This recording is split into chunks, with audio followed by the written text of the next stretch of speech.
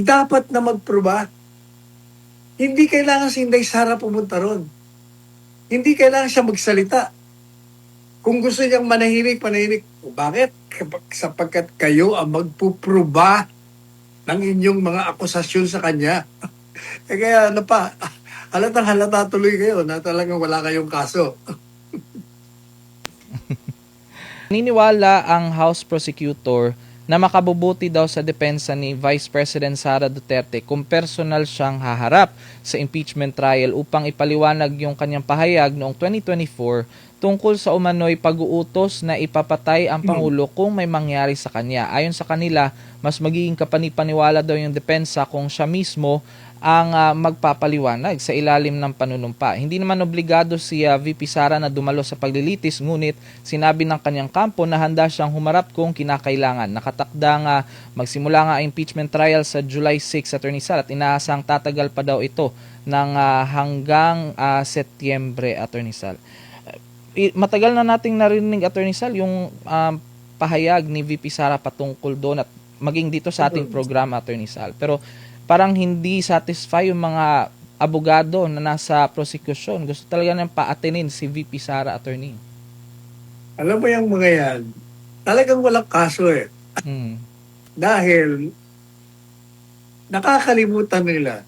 Kasi parang sila nag-aabogado kay Inday Sara eh. Sinasabi nila, no, kailangan lumabas ka. Pagtanggol mo sarili mo, paliwanag mo. Mga bugoy talaga mga ito. Under the Constitution, the accused, the respondent, is presumed innocent. The burden of proof lies on the prosecution, those who are accusing her of crimes. Kayo ang dapat na magpruba. Hindi kailangan si Inday Sara pumunta ron. Hindi kailangan siya magsalita. Kung gusto niyang manahimik. Bakit? Sapagkat kayo ang magpupruba ng inyong mga akusasyon sa kanya. Kaya halatang halata tuloy kayo na talagang wala kayong kaso. Ayan nga, Attorney Sal.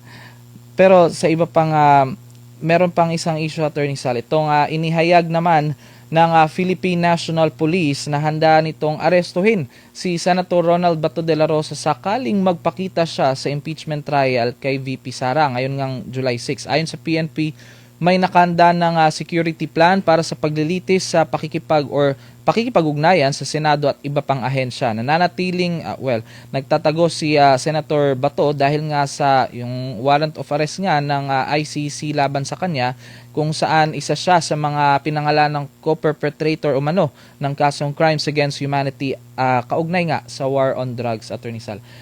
Ang PNP, Attorney Sal, nagpahayag na arestuin si Senator Bato. Ano pong masasabi ninyo dito?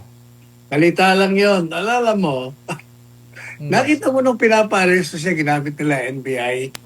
Yes po. Kasi yung mga pulis na yan, puro mga sumusuporta yan kay Bato. Sumusuporta yan sa mga Duterte. Sumusuporta yan dahil alam nila na ang katotohanan, walang kasalanan niyang mga yan. Walang kapangyarihan, ang dayuang hukuman dito sa atin. Wala lahat yan eh. Kaya hindi sila makaasa dyan sa PNP. Kausapin niyo yung mga ordinaryong pulis. Maniwala kayo. Naghihintay lang kami, sir. Naghihintay lang kami sa tamang panahon. Ayan. Kaya ginamit nila NBI eh. Kung pulis ba? Dating PNP chief yan. Alam po ninyo. Itong mga pulis natin, may mga pinag-aralan yan. Hindi nyo mabubola yan. Hindi nyo matatakot yan. Talaga naghihintay lang yan. Maniwala kayo. Malapit na. Nako, baka... Malapit ng umulan. Umulan ng tao. Baka ito na yung pagkakataon, Attorney Sal, kasi maraming ang nasa EDSA ngayon, Attorney. Tama na kayo, pati kayo mga dilaw at mga kaliwa. Sumama na kayo, pero kayong mga kaliwa, ang problema sa inyo, gusto nyo ibagsak ang gobyerno ng karahasan, ayaw namin doon. Gusto namin yung mapayapa lang. O, kaya kayong mga supporters ni Presidente Duterte, lumabas na kayo. Ngayon kayo lumabas. Tama na yung mga patex. Sama-sama na tayo doon. Samahan natin, kahit na bumagyo. Gawin natin, bagyuhin siya ng taong bayan. Ayan.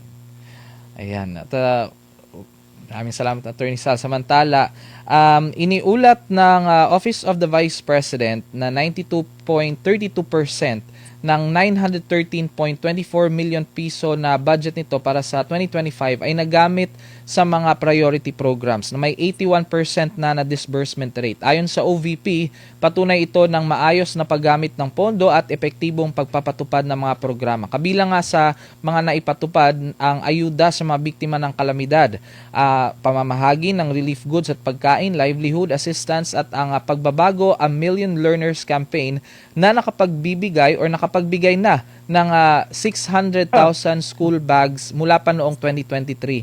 At inilabas nga itong ulat Attorney Sal habang nalalapit nga itong impeachment trial ni Vice President Sara Duterte ngayong July 6. At makikita natin, Attorney Sal, sa ulat nga na kahit na hindi masyadong malaki yung pondo ng OVP ay na ipapamahagi at nagagamit sa tamang paggamit sa mga kababayan natin, Attorney. No. Alam nyo, wala na naniniwala, mga ginagamit pinagdananakaw nyo nga Alam po ninyo, ako mananawagan ako Tinitingnan ko ngayon kung ilan ang nanonood sa atin, 12,000 mahigit. Punta na ako kayo sa EDSA, sama kita tayo doon. Dali nyo yung mga telepono nyo habang nanonood kayo sa akin. Iyan.